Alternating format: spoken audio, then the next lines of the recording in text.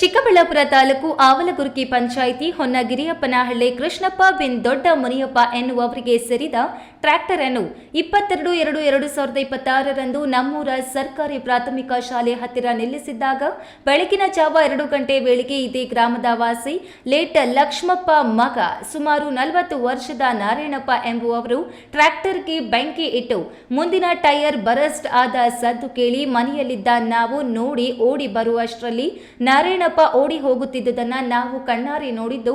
ನಾವು ಬೆಂಕಿ ಆರಿಸುವ ಭರದಲ್ಲಿ ನಾವು ನಾರಾಯಣಪ್ಪನನ್ನು ಹಿಡಿದುಕೊಳ್ಳಲಾಗಲಿಲ್ಲ.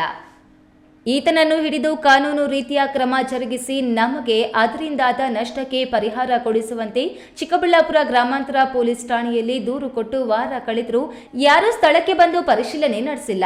ಕಳ್ಳನನ್ನ ಹಿಡಿಯುವ ಪ್ರಯತ್ನವೂ ಮಾಡಿಲ್ಲ ಎಂದು ಮಾಲೀಕ ಎ ನ್ಯೂಸ್ ಟಿವಿ ಮುಂದೆ ಅಳಲು ತೋಡಿಕೊಂಡಿದ್ದಾರೆ. ಸೋಮವಾರ 22ನೇ ತಾರೀಕು 22ನೇ ಕೊಟ್ಟು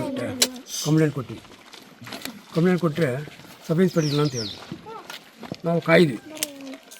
ಏನು ನೆನ್ನೆ ಹೋಗಿ ತಿರ್ಗಾ ಕಂಪ್ಲೇಂಟ್ ಕೊಟ್ಟು ಏನು ಕ್ರಮ ತಗೊಂಡಿಲ್ಲ ಅವರು.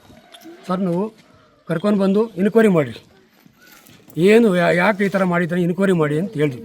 ಸರ್ ಇನ್ಕ್ವೈರಿ ಮಾಡಿಲ್ಲ ಹೇಳ್ತಾನೆ ಇದ್ವಿ, ಇನ್ಕ್ವೈರಿ ಮಾಡಿ ಅಂತ.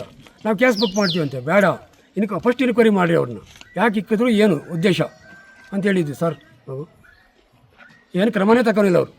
ರೂರಲ್ ಸ್ಟೇಷನ್ ಸರ್ ಬೆಂಕಿ ಇಕ್ಕಿರೋ ಸರ್,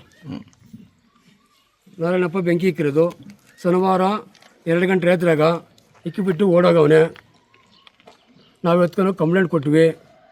ಈಗ ಕರೆಸ್ತೀವಿ ಎಲ್ಲ ಕರೆಸಿಲ್ಲ. ಇವತ್ತು ಹೋಗಿದ್ದೀವಿ, ಇಲ್ಲ ರಸ್ಪೇಟೆ ಇಲ್ಲ ನಮಗೆ. ನಾವು ಬಡವರು ಸರ್, ಟ್ಯಾಕ್ಟ್ರಿಗೆ ನಾವು ಬಡವರು, ನಮ್ಗೆ ರೆಕಮೆಂಡ್ ಇಲ್ಲ, ಏನೂ ಇಲ್ಲ. ಏನು ಬಿಡ್ರಿ ಏನು ಮಾಡ್ತೀರಿ ಅಂತ ಅವರು ನಮ್ಮ ನಗರೇಟ್ ಸರ್, ಬಡವರು ಸರ್, ನಾವು ಬಡವರು.